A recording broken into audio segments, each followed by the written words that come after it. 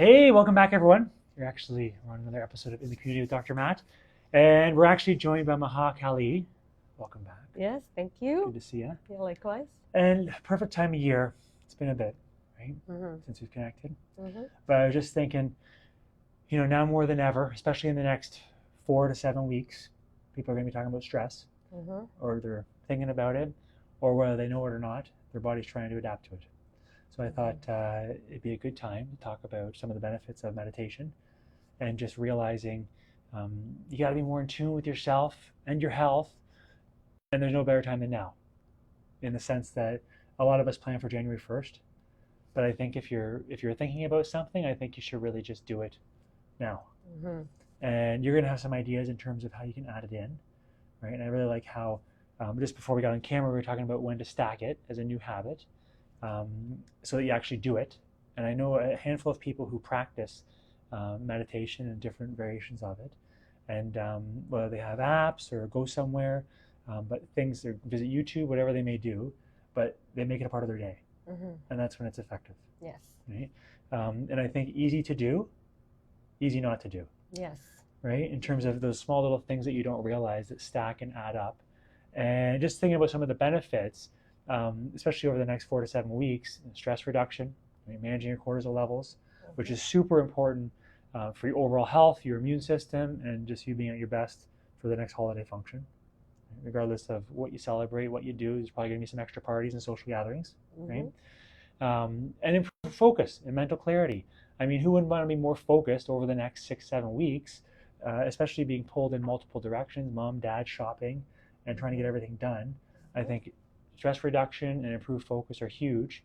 And then the emotional health. Right? We all want to be at our best for our kids.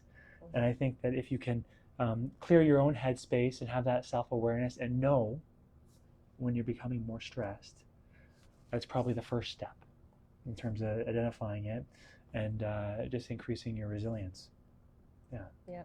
So the next 4 to 7 weeks, we want you to focus on you.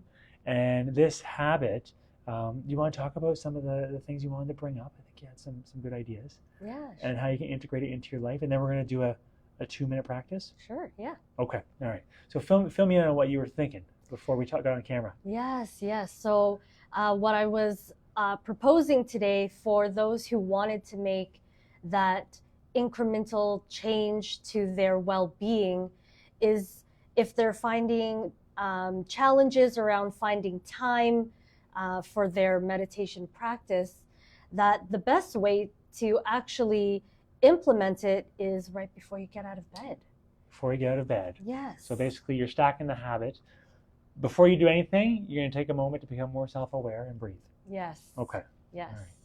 And the intention, like you said, is to help bring that wellness aspect into their awareness before they even start with the day, before they start getting into the what I need to do thoughts and the activities. So when we're in that space before we get out of bed, before we even look at our phone, we can really tap in.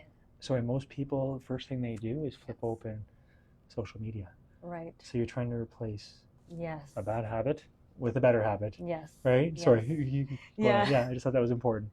It is. And that's the whole intention is before we start stimulating the mind with exterior things, let's start tapping back in with the internal and help us get to that state of vitality or mobility before we can get out of bed. And when we're harnessing this mindset and this awareness, when our brain is at its most optimal capacity to be open and to take these things in. it's something that I would like people to challenge themselves. If they're finding that they can't really implement the practice throughout the day, then let's start first thing before you get out of bed. Okay. And how many minutes are you going to recommend? I mean, they say anywhere between 2 to 5 minutes. Yeah. And I find, if you're going to snooze anyway and you're going to be in that in-between state, might as well start bringing in some healing for yourself on any level of yourself. Absolutely. Yeah, and raise your self-awareness. and just do you for 2 to 5 minutes Mhm. before you take in external stimulus. Yes. Yeah. Yes. Okay. So is there anything in particular in terms of that morning start routine? Are you going to be lying in bed? Are you going to get up? Are you going to sit down? Should you sit on the ground? Should you sit on the edge of the bed? What are you thinking? Yeah, we're going to make it really simple, and lying in your bed is good. But for today's example and demonstration, we're going to be seated. But Perfect. yes, it's going to be helpful for you to just lie there and focus on the breath and implement this practice. Beautiful. All right. Shall we Yeah. give it a try? Yeah, sure. So when we start our practice first thing in the morning, let's just envision that we've just turned off our alarm. We usually give ourselves about 5 minutes to snooze and lay in bed before we get out. Yeah. So just closing your eyes and just coming to your breath, breathing in deeply and exhaling deeply. And the important part of the practice isn't necessarily on the inhaling deeply, it's on the exhaling, because we're releasing any stagnant energy from our sleep and any stagnant air in the body.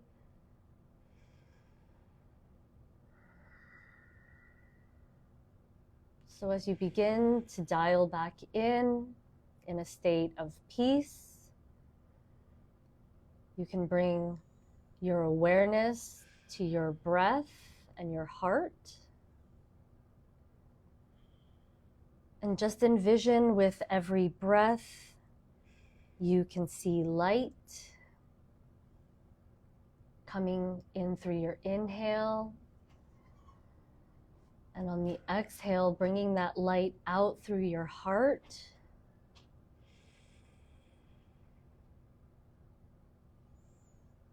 And naturally, the mind will want to start to emanate this light throughout the body.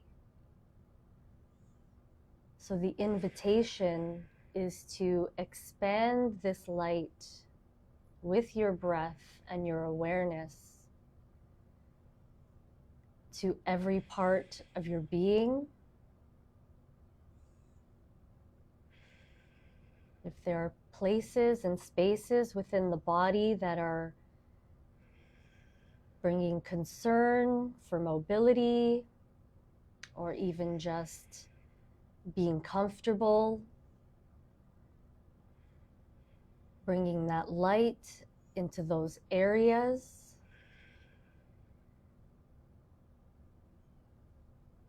And seeing this light going deep within the muscles, deep into the bones. This light could go into the marrow, into the cells.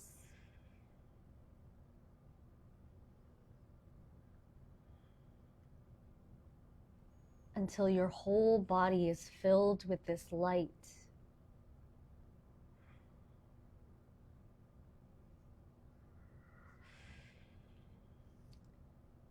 And when your body is exuding all of this light, and your whole space is full of light, you could close your practice by just seeing every part of your body in a space of being healed or healing, bringing in this vitality of regenerative breath into every fiber of your being and into your thoughts. And then you slowly wake yourself up to your space, and you can take a minute or a few seconds to recalibrate before carrying on with your day.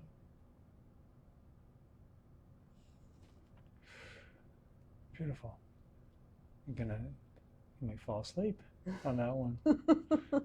Oh, I think having the instruction really helps, right? And getting the awareness to put connection to it all with the light and everything, and thinking about the heaviness and relaxing Right. makes a huge difference. It does. Yeah. Yeah, I find that some people think that you're not supposed to think of anything when you're meditating.